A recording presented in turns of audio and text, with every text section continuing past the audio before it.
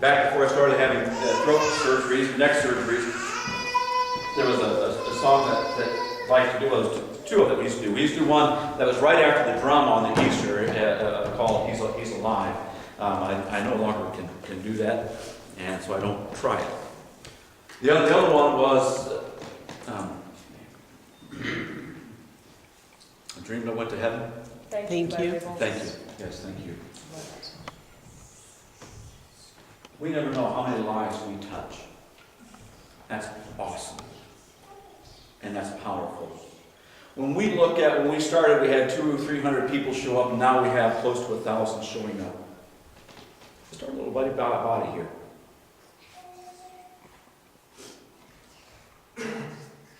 And throughout the year, I hear from people, and they never once mention the eggs, the candy, the hot dogs, even the prizes. They always mention the drama. That's right. Always. Makes no difference whether it's an adult or whether it's a child. There's been 6-year-olds that have talked about the play. Not the eggs, not the candy, not the hot dogs. And to think that one of those little bitty kids grows up and maybe becomes a missionary, becomes a preacher, becomes it's something in our government with a Christian background. And then gets to heaven. And they run up to you and say, "Oh, Bill, remember, you were at that church. I remember seeing you. Oh, that's why I'm here. Oh, Richard, I saw you putting the eggs out. Yeah, oh, man, it was so cool." But it was the drama of seeing Jesus walking up and being nailed to the cross, and then being told that he didn't stay there. Oh, that's why I'm here. Won't get any better than that, folks. Amen. I don't care whether the next day this place was packed out. That doesn't mean anything to me, but one soul that gets to heaven, that does. Okay, leave it off. And here's the bad part. My watch broke this week. So I have absolutely no idea what time it is. Oh, wow. Well, you can't see that at all. It's the Last Supper. It is the Last Supper. What's neat about this, and it's too bad, I knew it was going to be really dark, and unfortunately with our system it's really, really dark. You know, when we think of the Last Supper, we usually, let me back up, okay? Let's do this. We're going to be looking, and actually there we go, we're getting there. We're going to be talking about betrayal and a final command that Jesus gave. So we're going to kind of compress a couple of different things here. Everyone knows this part of the gospel story, and they know about the Judas situation. Sometimes it's really hard to spin something so that it makes something new. But I hope you see something today. And if I stomp on some toes, oh well. I had to stomp on mine too. Betrayal and a final command. We're going to be looking at the NIV for the majority of this. We're going to be looking at verses, chapter 13 of John, verse 21 to 38. And it starts out this way, verses 21 to 23. After he had said this, now remember what had just happened. Jesus had washed their feet, and they're back at the table now. And so he says, after this, Jesus was troubled in spirit and testified, "Very truly I tell you, one of you is going to betray me." And his disciples stared at one another at a loss to know which of them he meant. There's a lot packed in just those couple of verses. I mean, there really, really is. There's something that really just jumped out and grabbed me this morning. And one of them, the disciple who Jesus loved, was reclining next to him. We'll get back to it in a second. So that was the really bad part of that picture that we had at the very beginning. The message. After he said these things, Jesus became visibly upset. I've never paid attention to those words before. I never think of Jesus at the Last Supper becoming visibly upset. Why do you think he became visibly upset? Because he goes on and tells them, one of you is going to betray me. One of you, whom I handpicked. One of you, whom we trusted so much that we made you the treasurer. You don't take somebody you don't trust and make them the treasurer. Not even in Jesus' day. Well, okay. The tax collectors were pretty bad, but you know what I mean. He says, one of you that has been with me for 3 years, who has seen the miracles I performed, who has heard me speak about the kingdom to come, one of you is going to betray me.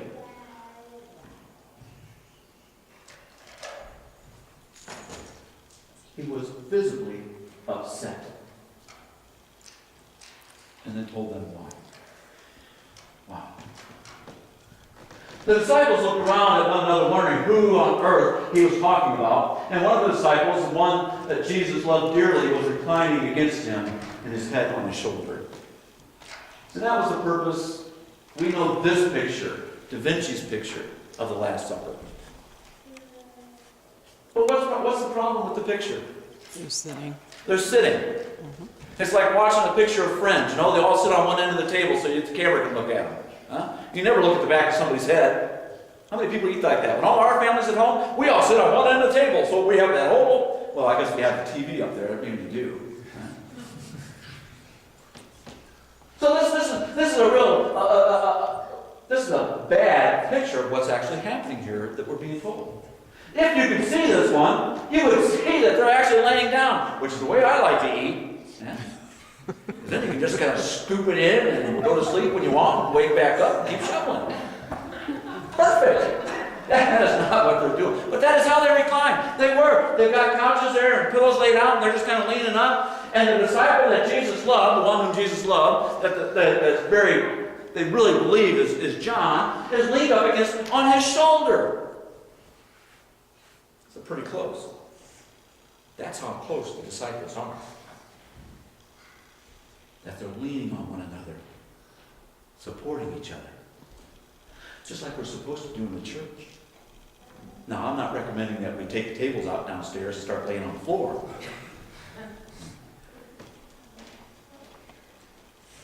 But we get close. And we're supposed to be close. So close that we could rely on one another. And Jesus says, I'm upset because I rely on every one of you, and yet one is betraying me. Wow. Wow. So as we said, we've already looked at this, we're going to look at one more. After he said this, Jesus was troubled in spirit. Back to the NIV. Troubled in spirit. Visibly upset. And testified, very truly I tell you, one of you is going to betray me. And his disciples stared at one another at a loss to know which one of them he meant. Joni and I went to a church in Miles City. And they did a play on this that was unbelievable. And it went through each of the disciples. And it says, was it I? Is it I? And they explained why they thought maybe it was me. Wow. If Jesus were talking to you, would they be upset? Are we doing something to make him visibly troubled? And one of them, the disciple whom Jesus loved, was reclining next to him. And so Simon Peter motioned to this disciple and said, ask him which one he means. Don't you just love Peter? First, he's telling Jesus, well, don't wash my feet. You can't do that. Jesus said, well, if you don't, you have nothing to do with me. Well, then wash all of me. Give me the bath, man. Huh? And then he's sitting there, somebody's going to betray him. Ask him who it is. It's like our kids, right? Ask him. What is it? And so, John leans over, and Jesus answered, it is the one to whom I will give this piece of bread when I have dipped it in the dish. Then dipping the piece of bread, he gave it to Judas, the son of Simon Iscariot. The rest of the disciples still didn't have a clue what was going on, because John tells us And as soon as Judas took the bread, Satan entered into him. And so Jesus told him, what you are about to do, do quickly. What you are about to do quickly. There's so much debate about why Judas did what he did. How did Judas get elected? Hey, who knows? One theory is that Judas was wanting to push Jesus into being the conquering king that they were so waiting for. Another theory is that he did this to protect Jesus, that he went to the religious leaders so they would bring him in and protect him from what was about to happen.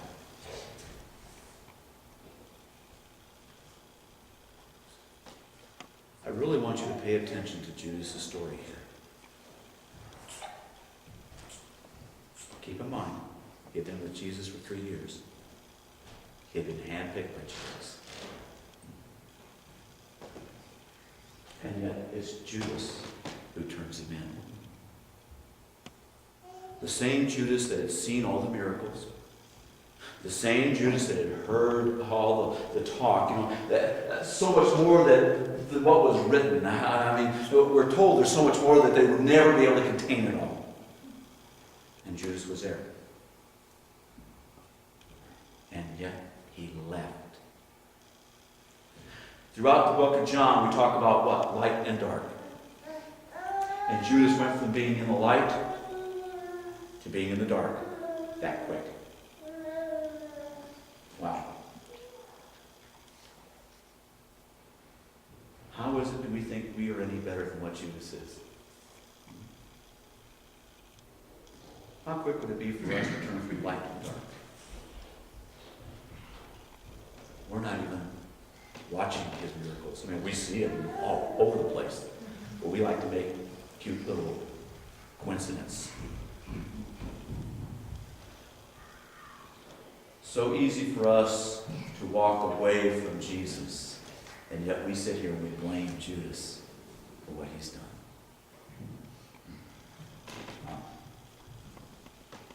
Since Judas had charge of the money, some thought Jesus was telling him to go buy what was needed for the festival, or to give something to the poor. And as soon as Judas had taken the bread, he went out, and it was night. And when he was gone, Jesus says, now the Son of Man is glorified, and God is glorified in him. Wow. Bringing it really to a close, isn't he? If God is glorified in him, God will glorify the Son in himself, and will glorify him at once. Can you imagine sitting around there? What are you talking about? We don't get it. And it's not until later that they fully understand. Not when he was up on that tree, but when he rose from the grave and appeared to them. That's right. That glorifies God. And God glorified Jesus. And we are glorified through this. And when we do what he wants, we glorify him. Boy, this glory thing just keeps going round and round and round. Huh? Wow. My children, I will be with you only a little longer. You will look for me. And just as I told the Jews, so I tell you now. That one caught me strange. Just as I told the Jews, I'm telling you now. Weren't they Jews?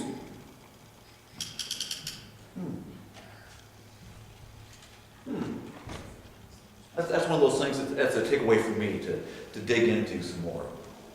Yeah? Because really, that's a powerful one that John is making the thing that we've already seen a couple times, that so much of what Jesus is saying is also for the Gentiles. And so maybe that's the point that he's making, that Jesus says, not only did I tell the Jews, so I'm telling you now. Where I'm going, you cannot come. Then my beautiful silence says, Lord, where are you going? And Jesus replied, where I'm going, you cannot follow now, but you will follow later. And Peter asked, Lord, why can't I follow you now? I will lay down my life for you.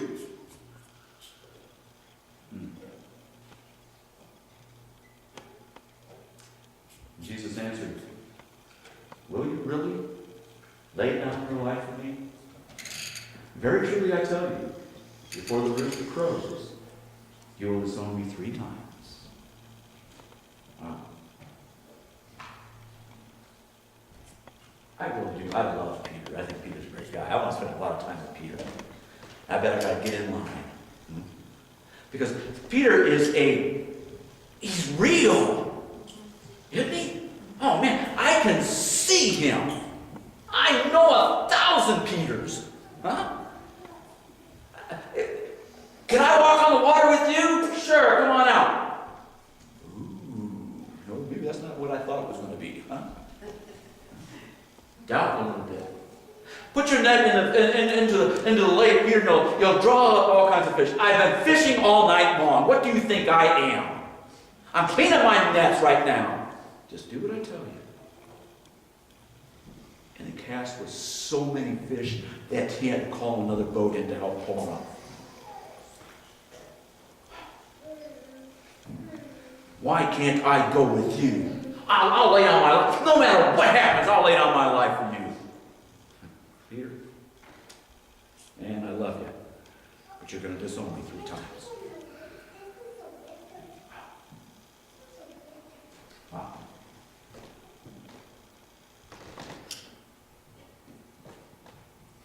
Peter and Judas, 2 totally different people.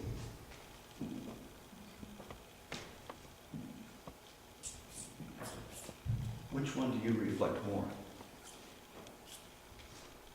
Everybody says, oh, I'm more like Peter. I'm more like Peter. Huh? How many times do you run out and turn Jesus in? Oh, you're one of those Christians. Well, yeah, I go when I don't have anything else to do. Yeah, if there's something else going on, I'll do that. Turn Jesus in. Well, yeah, I have to go to church, Have to? There's people in this world that are dying trying to get to church. Sure. Wow.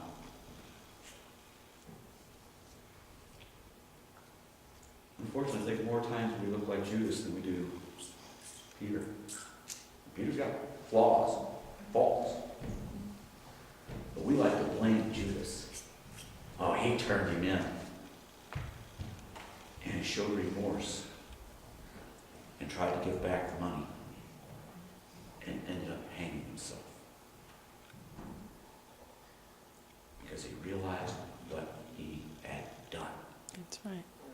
How many people are leaving the church not fully accepting Jesus, that have been in the church for years and years and years, have seen miracles happen, have talked about miracles, have prayed, have read the book, knows the end of the book, and still turns Jesus in on a daily basis? Wow. Judas hadn't seen the end of the book. I've seen it. Jesus wins. Hands down wins. And yet we'll walk out and turn Jesus in. Almost like we're checking in at the door. Here's my Jesus. I'll get him next week. Hat check. Wow. My prayer is that I be more like Peter. With all his flaws. With all his faults. Even though he denied Jesus 3 times. He finally got it. And on this rock I will build my church. That's right. On this rock he will build his church. It's not with walls and roofs that crumble and shingles that fall off and all the rest of that. It's this church. Right here. That no one can take away unless you check him at the door. We'll continue on with this next week as we start getting closer and closer to that tragic time. Praise God. I've read the end of this book too. I've read the end of John. Jesus comes back. Awesome.